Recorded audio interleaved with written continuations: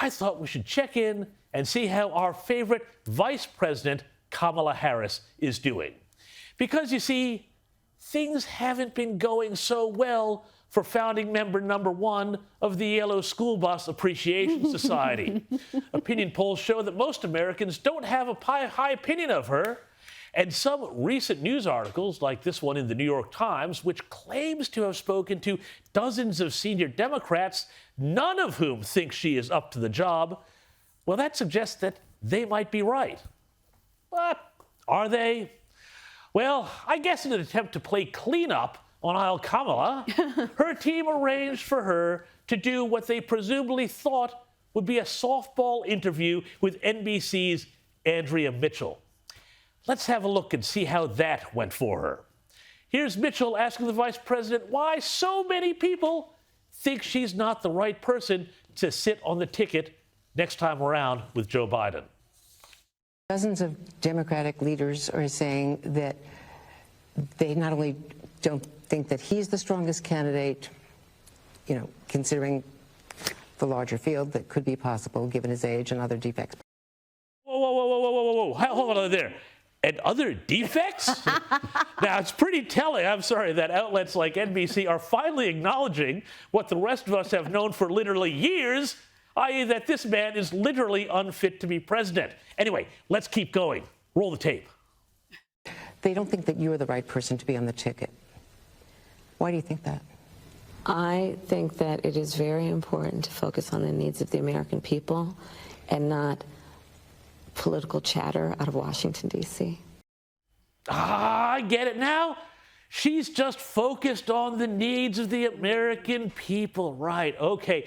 Now, lest you think that was the obligatory tough question before Kamala and Andrea started swapping brownie recipes, Andrea Mitchell wasn't going to let this one go. Why do you think the president has such low popularity, favorable ratings, and you have even less favorable ratings? Why do you think that is? I will tell you what I see when I'm out on the road. I see people thanking the president. You know what else she sees when she's out on the road? School buses! Yeah! Big yellow school buses! Who doesn't love a yellow school bus, right? Can you raise your hand if you love a yellow school bus, right? Just, there's something about and most of us, many of us went to school on the yellow school bus, right? I tell you what, if Andrea Mitchell and Kamala Harris did swap brownie recipes, well, I wonder if Kamala's would have had a secret ingredient, if you know what I'm saying. Anyway, back to the interview. Here's Harris giving big ups to her boss. And in Joe Biden, we have a president who is probably one of the boldest and strongest American presidents we have had. You got that right, Jack. He's one of the strongest presidents we've had.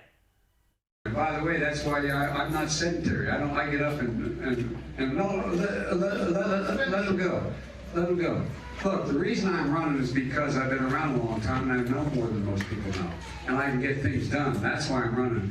And you want to check my shape line, let's do push-ups together here, man. Let's run. Let's do whatever you want to do. Let's take the 19 steps. That's right. He does push-ups, man. Whatever you want to do. Anyway, back to Kamala. Let's hear her explain, as only she can, why America shot down that Chinese spy balloon. Well, let's be clear, first of all, as it relates to the Chinese balloon. We shot it down because it needed to be shot down. It needed to be shot down. Well, I mean, don't need to be Clausewitz or Sun Tzu to figure that one out. But anyway, what she didn't explain was why the Biden administration literally watched that same balloon take off from China and then let it cross the entire United States before they decided to blow it out of the sky over the Atlantic. Less of a mystery, however, is what's going on behind the scenes with this interview.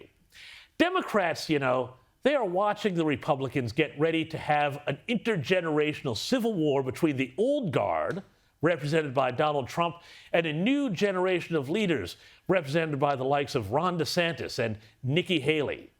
They and their pals in the media know that if the Republicans run a younger candidate, Biden is almost surely toast. And so too will the Democrats be, likely locked out of the White House for 8 years. That's why power brokers are talking less about the yellow school bus than they are about throwing Kamala and Joe under one.